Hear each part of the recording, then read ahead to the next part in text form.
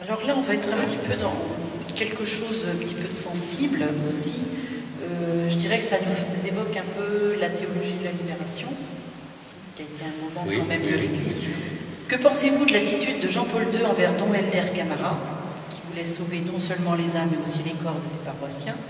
Il a vraiment agi pour le bien commun, mais Jean-Paul II n'en avait pas la même conception. Non, la question est tout à fait intéressante. Simplement, je ne suis pas sûr que la divergence entre Jean-Paul II et Helder Camara portait sur ce point-là.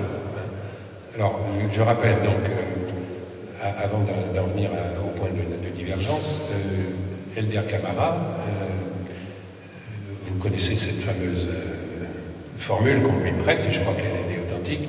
Quand je donne à manger aux pauvres, on me dit que je suis un saint. Quand je pose la question, mais pourquoi sont-ils pauvres, on me traite de communiste.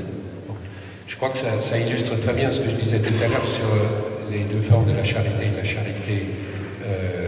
immédiate envers la personne concrète que l'on rencontre, et puis la charité qui porte sur les institutions.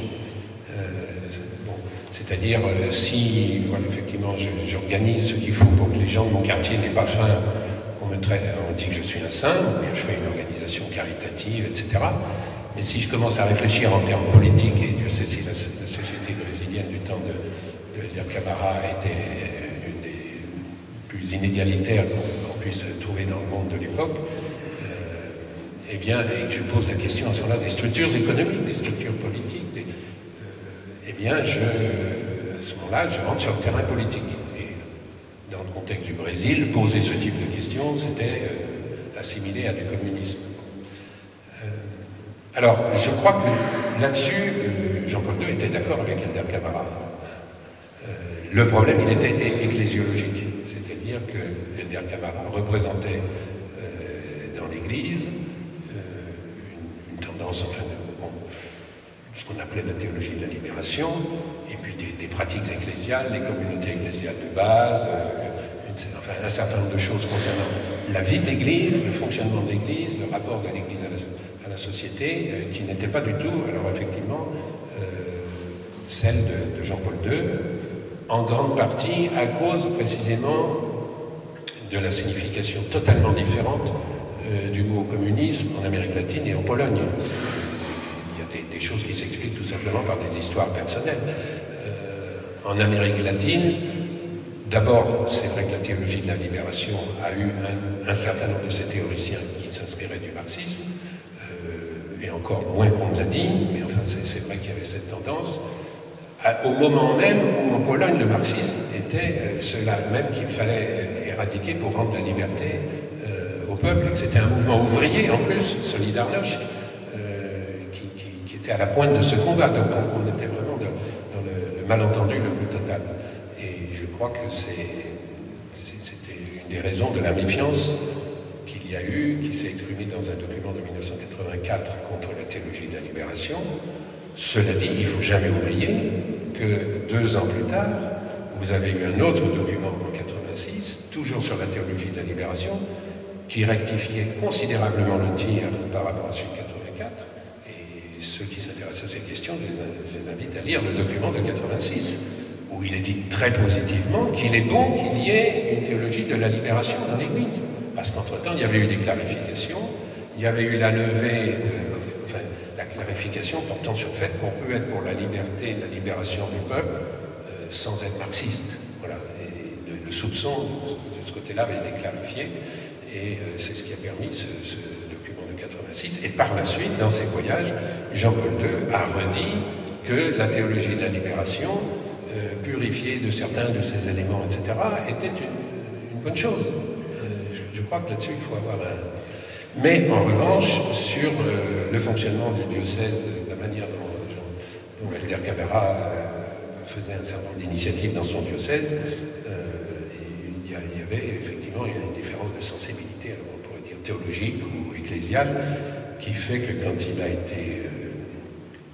est arrivé à la retraite, il a été remplacé par un évêque qui a fait exactement le contraire de ce qu'il faisait, et qui s'est rendu tristement célèbre il y a 2 ou 3 ans par cet évêque-là qui a pris position au sujet de l'avortement de cette petite jeune fille qui a été violé, enfin, ce débat, c'était le successeur de Camara. Cela dit, cet évêque vient à son tour de prendre sa retraite, et les nouvelles de ce diocèse sont qu'on aurait trouvé un évêque plus centriste, pour mettre les choses un peu plus dans la ligne de Camara par rapport aux excès de celui qui vient de quitter. Bah, écoute, ah bon, d'ailleurs on arrive au bout. Oui, on arrive au bout parce qu'on a recoupé. Je pense tu pourrais presque nous donner la liste de tous les textes. On aurait presque dû faire, c'est vrai, parce que c'est... Enfin, quand je vois tous les textes, tu dis lisez ça, mais à la limite, on aurait presque... Non, mais heureusement que tu me dis ça, mais j'avais oublié le principal, c'est qu'il ne faut absolument pas que vous partiez d'ici en ignorant que le CERAS, donc, qui est le Centre de recherche et d'action sociale où je travaille, est en train de réaliser un site internet entièrement dédié au discours social de l'Église catholique. Il est public depuis 15 jours, il manque encore beaucoup, il y a encore beaucoup de choses, comme on dit, en chantier, mais c'est un site, donc c'est discours-social-catholique.fr, voilà, discours-social-catholique.fr, et vous y trouverez tous les textes, avec l'introduction qui donne le contexte historique, les commentaires. Vous y trouverez ensuite tous les grands principes de la doctrine sociale de l'Église, donc la solidarité, la subsidiarité, la destination universelle des biens,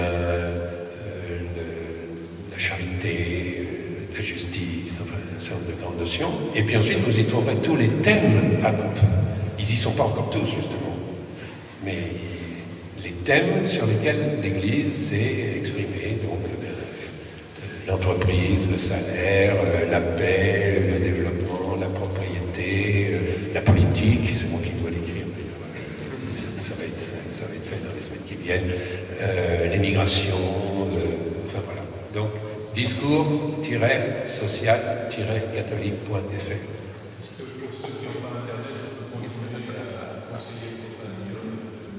Alors, il y a deux choses. Vous avez le recueil des textes lui-même, qui est un énorme bouquin, il est tellement lourd que j'ai même pas voulu l'apporter parce que je suis venu en train, il fait 8 ou 900 pages, vous avez tous les textes, ça s'appelle le discours social de l'Église catholique, vous avez tous les textes depuis Rerum Novarum jusqu'à Caritas in Veritate, avec introduction et notes. Bon. Le compendium, c'est un outil de travail, il ne vous donne pas les textes, il vous regroupe par thème, et il a un grand avantage, c'est qu'il a un index formidable, même presque trop à mon avis, détaillé, et il vous permet ensuite de retrouver un texte à partir d'un thème que vous cherchez.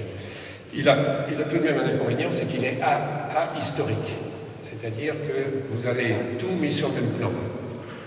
Un texte de la fin du 19e et un texte qui vient de sortir sont mis sur le même plan, donc il faut le savoir simplement. Mais je crois personnellement que le discours social de l'Église catholique ne peut s'interpréter qu'en fonction, enfin, notamment en fonction de la période où il a été Quadragesimo anno, 1931, bon ben il faut savoir que c'est 2 ans après la crise de 29, que c'est la montée des fascismes, etc. Si vous ne connaissez pas ça, il y a beaucoup de choses que vous n'arriverez pas à interpréter. Synthesimus annus, 2 ans après la chute du mur de Berlin, là aussi c'est important de comprendre pourquoi Jean-Paul II dit ceci et cela. Donc voilà, les deux sont complémentaires, mais les textes eux-mêmes, c'est le gros bouquin énorme où il y a tout. Voilà. Il est peut-être un peu cher, je ne sais pas. C'est le CERAS qui l'a édité. Pour mieux intéresser les jeunes à la politique, les inciter à s'intéresser, quels conseils pourriez-vous donner? Quelle méthode? Voilà. Alors, les jeunes chrétiens entre 19 et 33 ans, première chose, vous les invitez à venir à Aix-en-Provence à la fin du mois d'août prochain, entre le 20 et le 27 août à peu près, pour la session La politique, une bonne nouvelle. Voilà, une semaine entière, c'est tous les 2 ans. Et puis ensuite, je veux dire qu'il faut qu'ils s'adressent il y a beaucoup de mouvements, s'ils font partie de mouvements de jeunes, où cette dimension politique est prise en compte. La session La politique, une bonne nouvelle dont je vous parle, elle n'est pas faite uniquement par le CERAS, elle est faite avec les scouts et guides de France, elle est faite avec les jeunes du CCFD, les jeunes du Secours catholique, les jeunes de la Mission de France, les jeunes du Chemin Neuf, les jeunes de CVX, les jeunes de... je vais en oublier, donc je vais me faire des ennemis. Enfin, il y a une douzaine de mouvements, les jeunes du MCC. Voilà, donc ça veut dire que dans chacun de ces mouvements, alors évidemment, un jeune qui est dans aucun mouvement, ben, il faut espérer qu'il est dans une aumônerie ou dans un... Qu'il soit délégué de classe. Qu'il soit délégué de classe pour faire qu'il fasse fonctionner la marche normale des institutions scolaires dans lesquelles il est. Ça, c'est important. Et que ceux qui sont responsables d'institutions scolaires ou universitaires, ils doivent s'intéresser politiquement à ce que ces associations fonctionnent et que la représentation soit en place. Les bureaux d'élèves, les bureaux de promotion, c'est éminemment politique. Parce que ça a le souci du bien commun, pas seulement si mon cours va être placé à la mauvaise heure pour moi. Voilà. Alors, et ça, c'est important. Merci, on voit quelqu'un qui est dans la partie. J'y aurais pas pensé, mais l'expérience est quand même toujours ce qu'il y a de mieux. Je signale aussi que les semaines sociales de France, même si leur moyenne d'âge est quand même plutôt élevée, ont un secteur jeune qui se développe depuis quelques années, avec un souci de proposer pendant la session des semaines sociales des activités spécifiques pour les jeunes. Et donc, vous pouvez encourager des jeunes, évidemment c'est 3 jours, c'est à Paris, etc. Mais enfin, c'est quand même un des lieux importants, surtout cette année où le thème est éminemment politique, la démocratie, l'idée neuve. Vous pouvez les encourager à venir passer 3 jours à Vincennes le dernier week-end de novembre et ils retrouveront d'autres jeunes. Et les prix sont nettement bas pour les jeunes. Pour les jeunes, il y a des prix spéciaux, bien sûr. Voilà. Très bien. Voilà. Merci Christian.